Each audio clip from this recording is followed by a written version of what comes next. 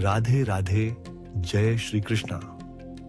पिछले एपिसोड में हमने भगवान के विराट रूप का दर्शन किया और यह भी समझा कि सच्ची भक्ति का मार्ग क्या है। आज हम गीता की इस अद्भुत यात्रा में और आगे बढ़ेंगे और समझेंगे कि हम किस तरह अपने शरीर और मन को समझकर अपनी जिंदगी को बेहतर बना सकते हैं। यह सब हमें 13वें और 14वें अध्याय में बताया गया है। अध्याय 13, क्षेत्र क्षेत्रज्ञ विभाग, योग शरीर और आत्मा का विज्ञान। 12वें अध्याय में भक्ति के बारे में जानने के बाद अर्जुन ने सवाल किया। उन्होंने पूछा, हे कृष्ण, प्रकृति क्या है, पुरुष क्या है और ज्ञान क्या है? क्षेत्र और क्षेत्रज्ञ कृष्ण कहते हैं, यह जो शरीर है वह एक क्षेत्र है और जो इस शरीर को जानता है वह क्षेत्रज्ञ है। वह क्षेत्र की आत्मा है। उदाहरण जैसे किसान अपने खेत को जानता है, उसे पता होता है कब क्या बोना है, कब पानी देना है। लेकिन किसान और खेत अलग अलग हैं। उसी तरह आत्मा और शरीर भी अलग है।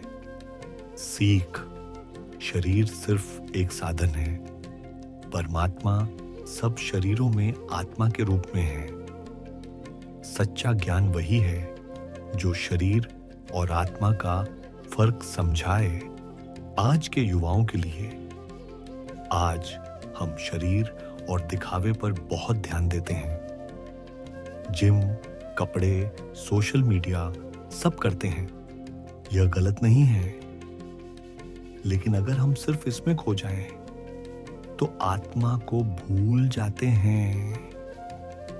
गीता कहती है, शरीर की देखभाल करो, लेकिन आत्मा पर भी ध्यान दो। अध्याय 14, गुणत्रय विभाग, योग प्रकृति के 3 गुण। अर्जुन ने फिर पूछा, हे कृष्ण, यह संसार कैसे बना है और मनुष्य के स्वभाव में इतना फर्क क्यों है? 3 गुण कृष्ण ने बताया। प्रकृति के 3 गुण हैं। एक सत्व, ज्ञान, शांति, सुख। 2 रजस, इच्छा, लोभ, कर्म।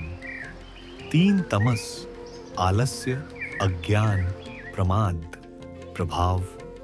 हम सब में तीनों गुण हैं, लेकिन कभी एक प्रबल हो जाता है। जब सत्व बढ़ता है, शांति और सुख मिलता है।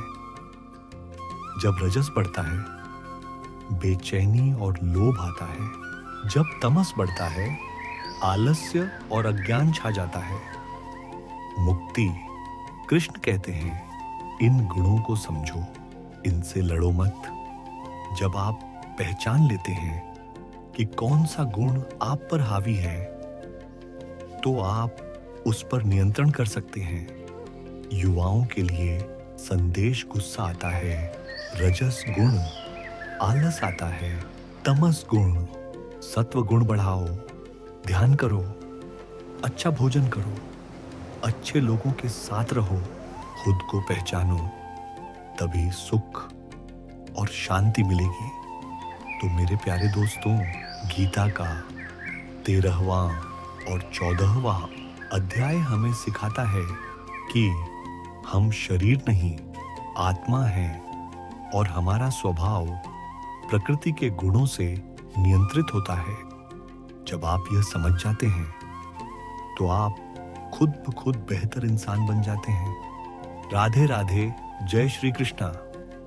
नेक्स्ट एपिसोड में हम अध्याय 15 और 16 पर चर्चा करेंगे।